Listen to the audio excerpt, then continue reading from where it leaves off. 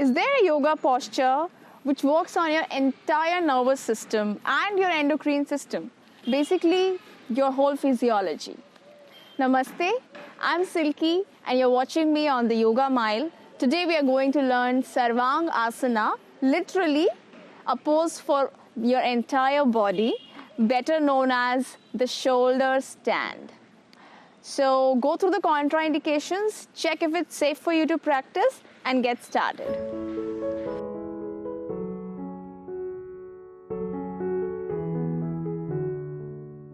The starting position for Sarvangasana is lying down on your back. So let's get into that position. Make sure that your t-shirts are tucked inside your pants so that during the performance of the posture, you don't end up getting uncomfortable. So we're going to lie down, always lie down once on your side and then go on your back. For Sarvangasana, it's very important to, get a complete alignment of your body from head to toe. So just, raise your head, check if your toes are, right in front of your head and go back. Your body's straight now and now you can get started. See, Sarvangasana involves, bringing your whole body upright, till your upper back. So it requires a lot of strength to pull yourself up from your legs. So breathing plays a very important role. It's important that you inhale nicely before you start. So you're going to inhale properly and then exhaling. We're going to lift our legs straight and then we're going to support our hips with our hands and move our hands up further, very close to our upper back, very close to our shoulder blades, and there we go. Our whole body from toes to our upper back is straight and vertical, and we are lying on support of our hands and shoulders. A few things to note here. Your arms should not be on your side, but they should be behind your back.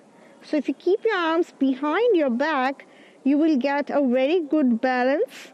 You will get a very good support to keep yourself upright.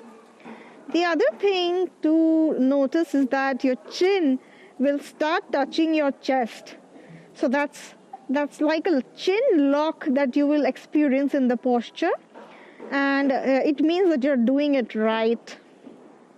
Other thing is that you should be able to feel and look at your legs upright as much as possible. So, try to keep your legs and your back in one line. Many people in the beginning will be somewhere here, and that's okay. But eventually, you have to bring your legs and your back in one straight line. This posture is very, very beneficial for the thyroid gland, for your pelvic organs. It's magical for a woman's anatomy. It's very good for blood flow to your brain, to your face. You can literally feel it.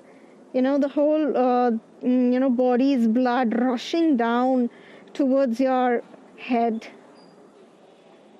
Now, when you want to come back, you have to slowly move your hands towards your buttocks while you're inhaling and continuing to inhale, relax your legs down.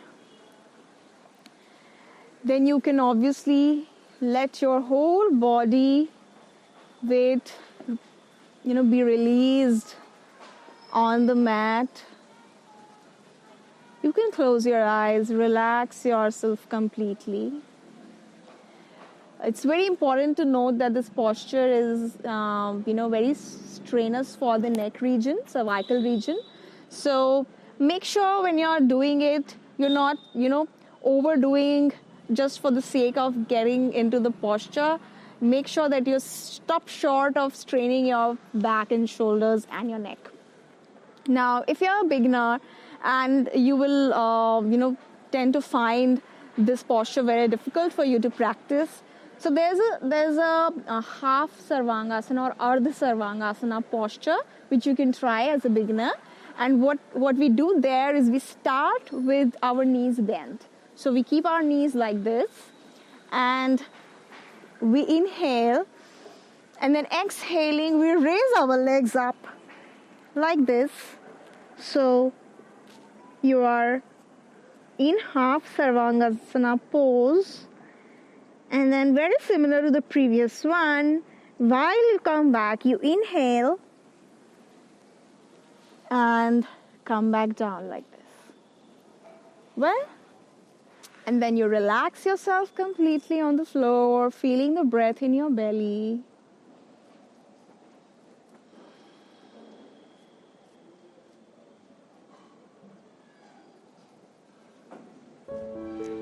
So that was Sarvangasana for you. Do practice, do subscribe, keep watching. Namaste.